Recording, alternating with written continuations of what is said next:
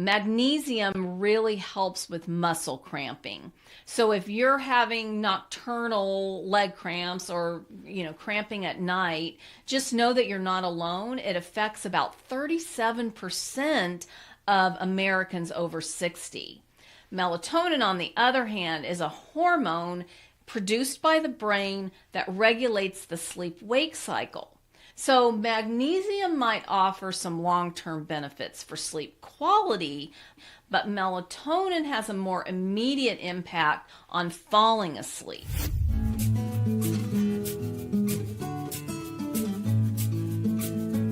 Welcome to the Let's Talk Toxins show. You may have heard that you should supplement with magnesium or melatonin or both for many reasons, not limited to improving sleep. In this episode, we're comparing and contrasting. It's magnesium versus melatonin. If you have trouble falling asleep or staying asleep through the night and feel tired and sluggish the next day, these could be signs that your body needs a bit of support to improve your sleep.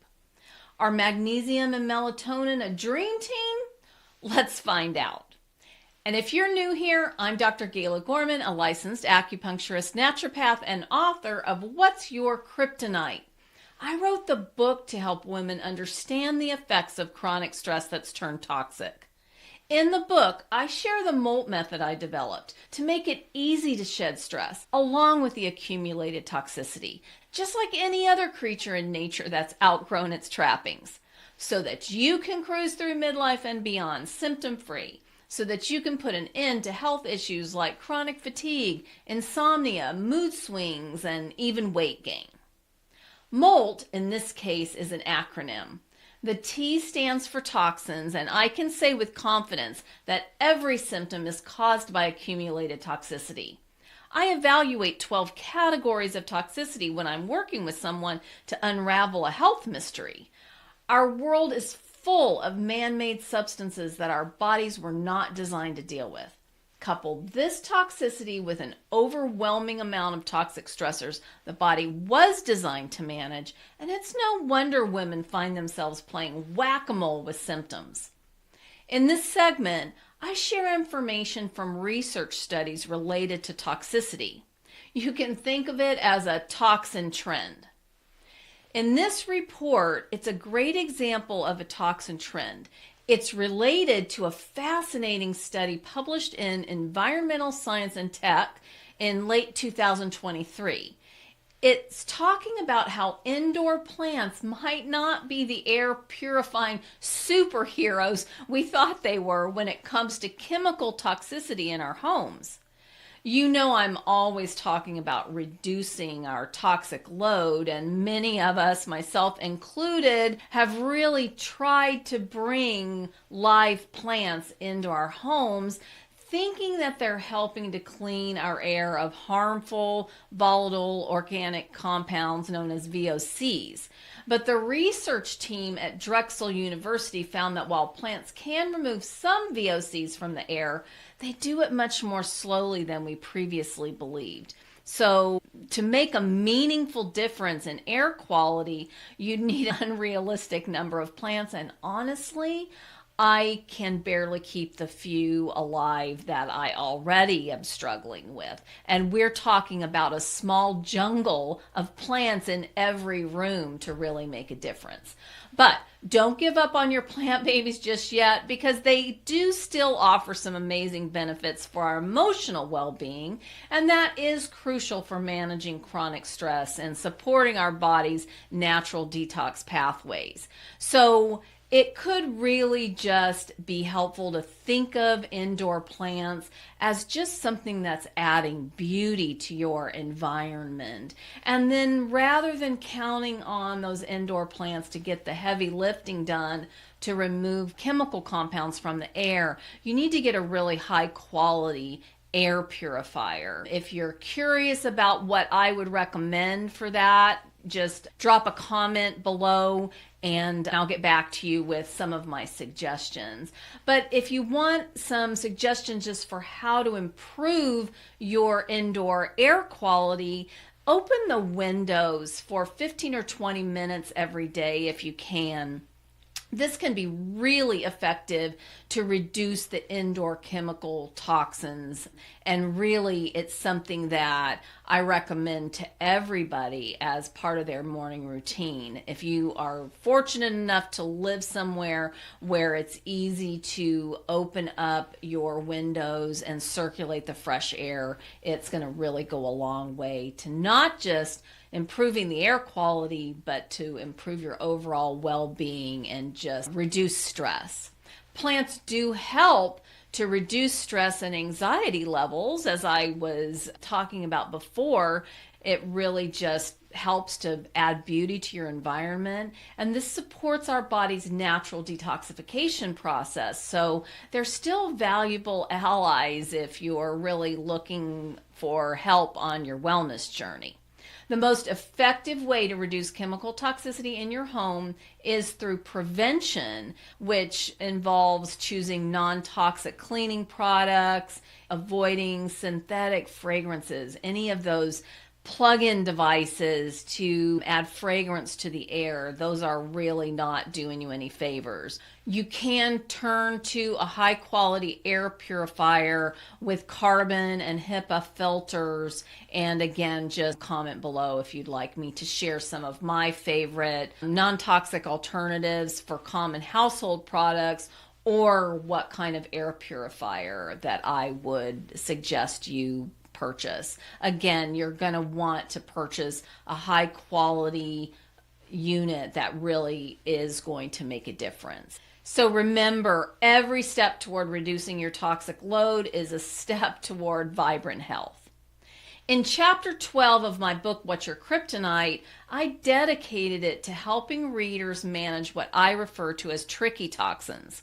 Our bodies are bombarded with toxicity, so we have to learn to manage it. Just comment tricky toxins and we'll send you a link where you can download the chapter for free. If commenting isn't convenient, go to drgala.com/links and sign up for my Wellness Weekly newsletter. You can respond to any email you receive from me with tricky toxins and we'll send you a link. Every suggestion you'll hear from me has been tested in the trenches, and that includes saying no to symptom suppression. Over the past 4 decades, I've developed processes that work sustainably. Typically, it requires a combination of approaches that I've synthesized to address the health issues that show up repeatedly for many women. In this segment, I'm opening the kimono to share how I was challenged to apply my suggestions. I'm walking my talk, and here's an example. So recently, in the last couple of weeks, stress was causing me to wake up early. And sometimes I was waking up too early, meaning 2 to 3 o'clock in the morning. And this was a clear sign that my internal organs and systems, my organs of detoxification, liver in particular, were just under too much stress. And so you may have heard me remind you before that when you're waking up between 1 and 3, this is a sign that your liver is under stress and your body is not able to do the detoxification that it's really trying to do in those overnight hours. And when that's the case, sometimes we can't really control what's causing us stress, but we do need to look for places where we're adding stress where we do have control over it. So one of the ways that I know brings more stress into my world and my body when I'm not adhering to my early time restricted eating approach, meaning that I'm eating later, 6, 7 o'clock in the evening. I would never be found eating at 9 or 10 o'clock at night, but even just when it starts creeping beyond 3 p.m., that can create a problem if I'm also under a lot of additional stress.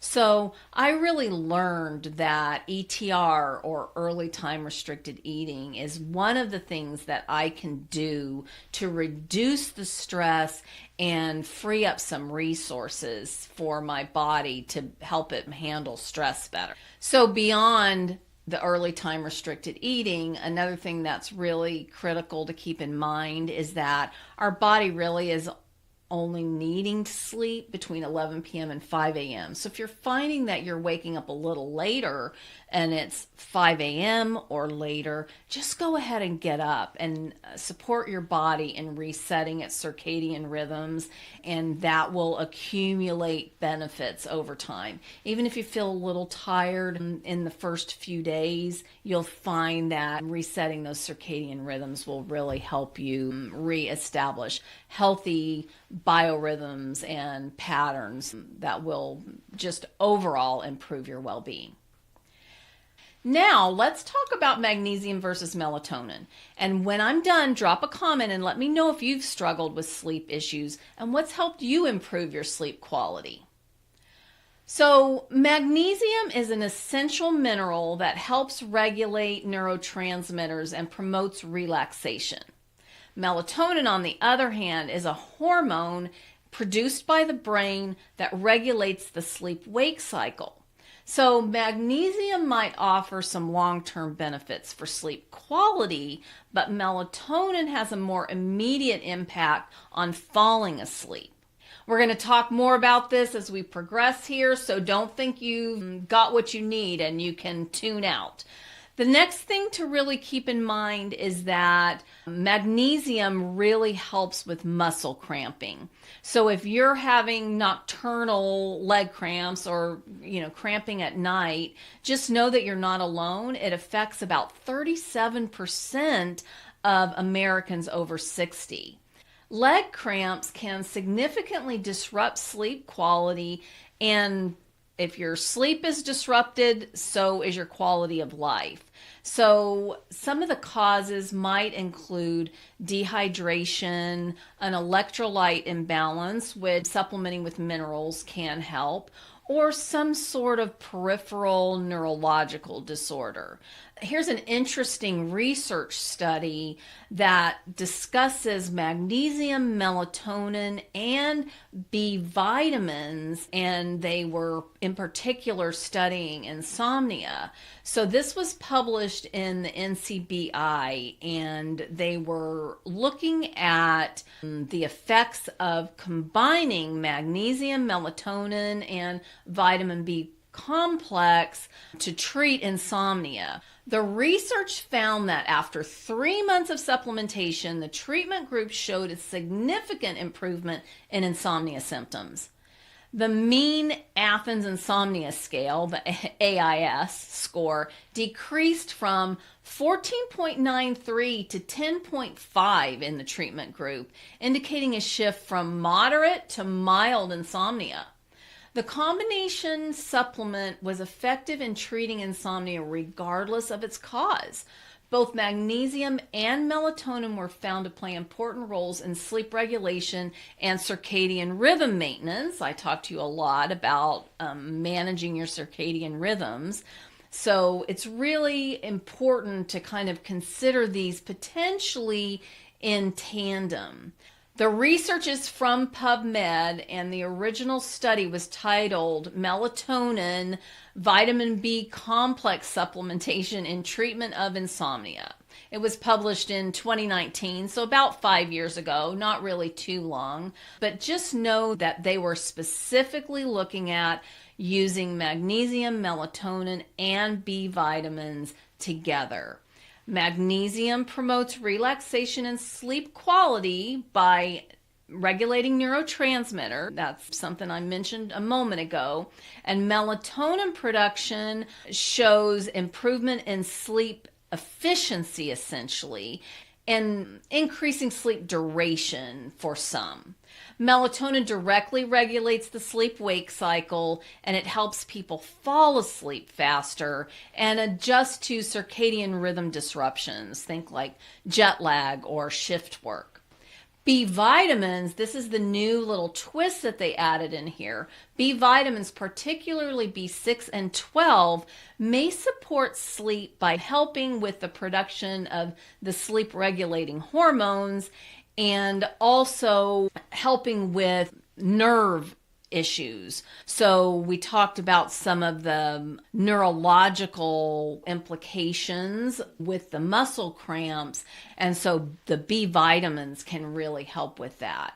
So this combination of supplementing with magnesium, melatonin, and B vitamins showed really promising results to improve insomnia symptoms in at least this one study. So if you're really struggling with insomnia, the most important thing is to determine whether your main issue is falling asleep or staying asleep. So you should be falling asleep typically in 15 or 20 minutes of when you're going to bed. Now, this assumes that you're not stimulating your brain with devices and that your sleep environment is conducive to relaxation and falling asleep naturally, but that is a topic for another video. But if you find that you're having trouble falling asleep and you've done all the things you're supposed to do, then your melatonin production is not happening like it should. If you're having more difficulty staying asleep and you're not really waking up regularly between that 1 and 3 a.m. period, which points to the liver, then you may be finding that you're having muscle cramps or something like that is disturbing your sleep. This points more to magnesium. I will say that if I wake up and have any sort of leg cramp, I know I've got a magnesium deficiency, and I will use a particular type of magnesium that really absorbs quickly, and I can fall back to sleep fairly quickly, and the leg cramps are relieved. So I have a couple of things I still want to share with you so that you can use magnesium and melatonin to optimize wellness. But remember, you can get the Tricky Toxins chapter of my book, What's Your Kryptonite, for free. Just comment Tricky Toxins and we'll send you a link where you can download the chapter. If commenting isn't convenient, go to drgala.com/links and sign up for my Wellness Weekly newsletter. You can respond to any email you receive from me with Tricky Toxins and we'll send you a link. Now, let's continue with a couple of additional things I want you to know about using magnesium or melatonin. And don't forget, when I'm done, drop a comment and let me know if you've found ways to improve your sleep and how you did it. So, one of the things we really still need to think about here is whether we need to supplement with minerals or whether we've got a hormonal imbalance. So remember what I told you is if you're having trouble falling asleep, it could point to a hormonal imbalance. If you're having a problem staying asleep, it could point to a mineral deficiency. So magnesium is an essential mineral and it promotes relaxation and sleep by regulating neurotransmitters and activating the parasympathetic nervous system. This actually supports melatonin production and really helps to regulate hormones. So really activating your parasympathetic nervous system is something that we want to be doing regularly, and we do that through different types of relaxation exercises. This may offer long-term benefits to enhance sleep quality and help with conditions like insomnia or restless leg. Melatonin is a hormone, and again, it's produced by the brain. So if you are struggling and believe that you need to supplement with melatonin, you really want to make sure that you know what you're doing, because if you've got some sort of deficiency going on, I'd rather have you really get to the bottom of why your brain is not producing melatonin the way it should. Just know that melatonin directly regulates the sleep-wake cycle. So it's supposed to rise in the evening and signal to our bodies that it's time for sleep. And it can be taken as a supplement to fall asleep faster and improve sleep quality. But really, I'd rather have you only use it to really help adjust your internal clock. If you're dealing with something like jet lag or shift work, you really don't want to be turning to melatonin and jacking with your hormones long term. You need to get to the bottom of why your body is not producing these hormones the way it's supposed to naturally. So both melatonin and magnesium can be used as sleep aids, but they work differently. Magnesium has a broader impact on relaxation and overall body functions, and melatonin acts more directly on the sleep-wake cycle. Magnesium supports melatonin production, highlighting the interconnectedness of minerals and hormones in sleep regulation. To make this point, there was a research study that looked at magnesium and melatonin for PCOS, polycystic ovary syndrome. And this was a randomized double-blind placebo-controlled trial that examined the effects of magnesium and melatonin supplementation for women with PCOS. The study involved 84 PCOS patients aged 18 to 40 over an 8-week period.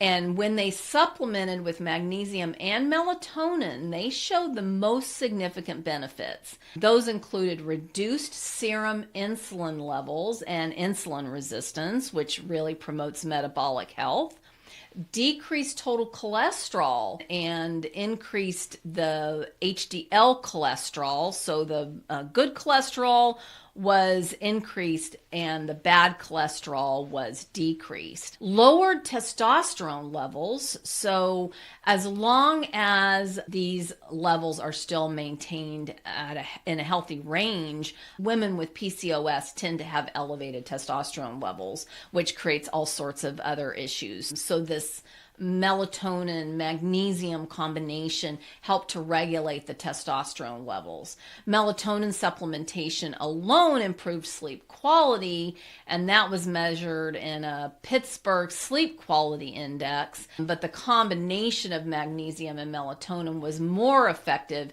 in improving the metabolic profiles than either of the supplement alone. And so it's really, I think, interesting. Most of us would also benefit from improving our metabolic health and dealing with insulin resistance to any degree. And so these studies highlight the potential benefits for both magnesium and melatonin for sleep improvement and these other health issues. And there is some evidence suggesting that a combination of the two could offer enhanced benefits in conditions like insulin resistance. So there are some cautions that I want you to keep in mind. I never recommend long-term supplement use. Any supplement should be used in the short term only to help your body sort of jumpstart and remember what it's designed to do naturally. So we never want to use supplements long-term and repeatedly. If you do need to use melatonin and magnesium, and you want to use them in combination, including potentially with B vitamins, then I would suggest that you use them for 2 to 3 weeks and then take a break and see if your body then is able to pick things up and do what it's supposed to do on its own. Hormone supplements actually tell the body to stop making it. So if you take melatonin for an extended period of time, you're really not helping your body to heal whatever is kind of out of balance, essentially. You also want to be careful if you're supplementing with magnesium, because minerals need to stay in balance, and there are minerals that basically are cofactors with magnesium, like calcium and copper and that sort of thing. So if you're just supplementing with magnesium, it can create a mineral imbalance. So just know that it's really important to supplement wisely and judiciously. B vitamins are a little more forgiving because they are water soluble vitamins, and so your body will tend to excrete what it doesn't need more easily. But minerals and hormones need to be supplemented with really carefully. The answers I give to questions I receive quite often apply to and would be helpful for most women. I've accumulated a few related questions, and I'll answer them in this segment that I call Ask Away. If you'd like to ask a question, I created a form so that it's sure to get answered, and your question could be shared in a future episode, helping many other women. So comment question and we'll get you a link to the form. If commenting isn't convenient, go to drgala.com/links and sign up for my Wellness Weekly newsletter. You can respond to any email you receive from me with question, and we'll send you a link. How might combining these supplements affect my hormone levels, especially during menopause? Well, just a quick reminder, I don't recommend taking any supplement, hormone, vitamin, mineral, any supplement long term. The only exception I make for that is what I refer to as diet enhancement. So there are some things that essentially are just designed to improve our sorely lacking diet. So there are some exceptions there. But it's always best to manage your stress first. Stress, the research has shown that stress is the root cause of 90+% of disease. And so chronic stress has often led to adrenal fatigue for women as they age. And then what happens is this adrenal fatigue is really limiting our body's ability to be able to handle some of the additional pressures of aging, including our changes in hormones. And so when we supplement with hormones, we are really just suppressing symptoms that is escalating our body's challenges, essentially. And so we don't want to be suppressing symptoms. We don't want to be supplementing with hormones long term. So anything you're considering supplementing with, we just want to supplement in the short term, give our body a little bit of a boost, and then really encourage our body to be able to do what it's designed to do naturally long term. And that means that it's on us to really work to manage stress and really dial back the stress on our adrenals and free up some resources so that our body can rest and do the repair work that is necessary. You know, we're constantly needing to do repair, and if there's not enough resources to get that job done, then the way I describe it is that you end up with a lot of deferred maintenance. And if you're experiencing symptoms, then that is a clear indication that you have a lot of deferred maintenance that needs to be done. How long should I try this combination before expecting to see improvements in my sleep quality? Well, this combination being magnesium, melatonin, and B vitamins.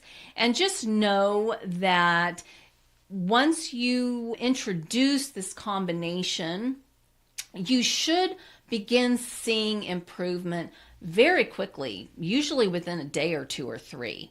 And so if you're not seeing improvement quickly by, again, combining magnesium, melatonin, and B vitamins, then it's a clear indication that there is something else causing the problem. And so the way I typically would investigate this is to start looking for other things that you're doing that are really interfering with your body's natural process of falling and staying asleep, and also for doing all the repair and maintenance work that it's designed to do. And so, for example, if you are not really managing your body's exposure, your eyes' exposure to artificial light, blue light in particular in the evening, that can really affect your brain's ability to be able to produce melatonin. So don't be surprised if you're not falling asleep the way you should. It's really important to recognize that you have to become your own PCP. I talk about this in my book, What's Your Kryptonite? That's your primary care person. And you need to become a detective and really look at the places where you might have issues that could be addressed, eliminating the need to introduce these additional supplements that will cause additional issues if you are just trying to mask the problem, the root cause. If you're essentially trying to supplement around the root cause because you don't want to make lifestyle adjustments or changes that you know are called for, then kicking the can down the road could be really detrimental for your health. Might this combination help with other issues I'm experiencing, like muscle tension or anxiety? Well, again, we're talking about magnesium, melatonin, and B vitamins. And so magnesium is fantastic for muscle cramps and generally for relaxation. And so if you're finding that you are waking up with muscle cramps, then 100% magnesium is the first thing I would tell you to try. B vitamins are really great for anxiety, and a lot of times people with anxiety really have a hard time relaxing. So as you can see, supplementing with magnesium and B vitamins seem to be an interesting combination, right? And so other symptoms, though, that you're dealing with in combination with these symptoms would potentially point you to what really is the root cause of the problem and identifying the real deficiency. For example, if you're finding that you're supplementing with magnesium and that you're still having muscle cramps, then either something is interfering with your body's ability to assimilate the magnesium, your mineral balance is out of whack, something else is going on. And so that's one of the reasons why I really just caution against supplementing long term, because what you really want to do is get your vitamins and minerals through a nutrient-dense diet. Your body was designed to assimilate all the nutrients it needs in that way. And then if you're still really finding that you're having a problem keeping things balanced, then there's something else going on that's really creating additional challenges for your body. Could this combination help regulate my circadian rhythm if I occasionally work night shifts? So again, magnesium, melatonin, B vitamins. And another reminder, I know I sound like a broken record, but I don't want you to turn to anything like this long term. But if you occasionally work shift work, then using this combination for the short term to help your body reestablish its circadian rhythms could be really helpful. It could help you, your body sort of speed up the adjustment period. But just know that when you're working shift work and you're trying to change your body's circadian rhythms, like just short term, that is really one of the most challenging things to do and causes the most internal disturbance or disruption. If you need to work on a schedule that is not the normal sort of 9 to 5 schedule that most of the universe works on, then just know that you need to adopt that schedule and go all in and really change your entire life and lifestyle to work around that. And if you think about it, that could be kind of isolating, unless you really enjoy your work and you feel like you've got kind of a social community that also works on your same schedule, then it can be really isolating because you're going to be sleeping when other people are working, and it's going to be really challenging to establish the periods of time where you're both essentially awake and wanting to do the same sort of activities. So really, don't take working shift work lightly. This is something that really needs to make sense for you, and you need to take it seriously and make the appropriate adjustments. Are there any long-term concerns I should be aware of if I decide to take magnesium and melatonin regularly? Well, 100%, I never recommend taking anything long-term. So this information here that I'm sharing should not be taken as my endorsement that you should just begin taking magnesium and melatonin and even potentially adding in B vitamins long term without taking breaks. When you start supplementing with melatonin, you are disturbing your hormone production. Taking melatonin is going to essentially trigger to your brain that it doesn't have to make it naturally, which sounds like it's going to create a dependency, right? Which it does. And so then if you ever try to wean yourself from it, you've really got an uphill battle. So just say no. Anything related to disturbing your hormones should be really just done on a short-term basis. And then with mineral imbalance, we really just want to make sure that we're supplementing only when we absolutely need to, and that otherwise, if you feel like you really want or need to supplement with minerals regularly, then you want to use a mineral complex that is a really high quality mineral complex. Again, I don't recommend that you take it all the time. And if you decide to take a mineral complex, you want to use several different companies and rotate the companies so that you're getting a different sort of microbiome in that mineral complex, because every company is going to source their ingredients from a different place. And as a reminder, just know that symptom suppression is not going to get you where you want to go if your goal is optimal health. And so we really don't want to use any of this to suppress symptoms.